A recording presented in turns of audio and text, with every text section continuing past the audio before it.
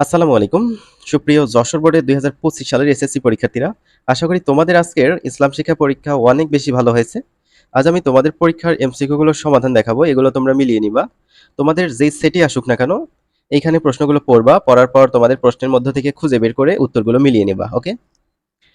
তো শিক্ষার্থীরা, আমাদের এই অ্যাপটি তোমরা ইনস্টল করবা। এই অ্যাপের মধ্যে নেক্সট দিন তোমাদের যে পরীক্ষা আছে অর্থাৎ তথ্য প্রযুক্তি, সেই তথ্য প্রযুক্তির সাজেশন দেওয়া আছে। এটা হাই ভোল্টেজ সাজেশন, অনেক বেশি কমন পেয়ে যাবা এখান থেকে। শর্ট করে তৈরি করা হয়েছে। অ্যাপের লিঙ্ক ডেসক্রিপশন বক্স ও কমেন্ট বক্সে দেওয়া থাকবে। ঠিক আছে?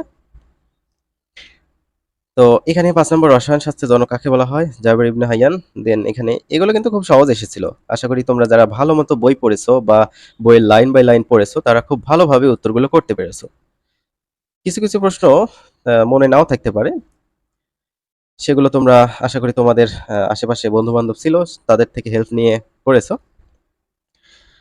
তো এভাবে সবগুলো প্রশ্নের আমরা সমাধান দিয়েছি নিখুঁতভাবে। তোমরা ভেবে নিতে পারো এগুলো ১০০% কারেক্ট। তার মধ্যে ২-১ টা আমরা ভুল মিশিয়ে থাকতে পারি। সেগুলোর জন্য অবশ্যই সরি। আর যদি আমরা ভুল দাগিয়ে থাকি, পরে সংশোধন পাই, তাহলে কমেন্ট বক্সে আমরা দিয়ে দেব যে সংশোধন করে নাও এরকম। তো ধরে নিতে পারো এখান থেকে ১০০% কারেক্ট আনসার করা হয়েছে। তো শিক্ষার্থীরা, তারপর দেখো ২৪ নম্বর, দেন ২৫ বহু নৈতিক গুণের সমষ্টি কোনটি? তাকওয়া। ২৬ আল্লাহ সুদকে নিশ্চিহ্ন করেন এবং দানকে বাড়িয়ে দেন। উক্ত আয়াতে যাকাতের কোন ধরনের গুরুত্ব বোঝানো হয়েছে? অর্থনৈতিক গুরুত্ব। তারপর ২৭ ২৮ কোনো কিছুই তার সদৃশ্য নয়। উক্ত আয়াতটি কোন দিকে ইঙ্গিত করে? তাওহীদের অর্থাৎ একত্ববাদের।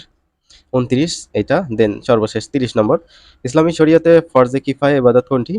জানাজার সালাত। তো আশা করি তোমাদের পরীক্ষা ভালো হয়েছে। তোমাদের কয়টা হয়েছে অবশ্যই তোমরা কমেন্ট করে জানাবা। আর চ্যানেলটি সাবস্ক্রাইব করে রাখবা যাতে পরবর্তীতে ভিডিও আপলোড করলে তোমাদের ফোনে নোটিফিকেশন যায়।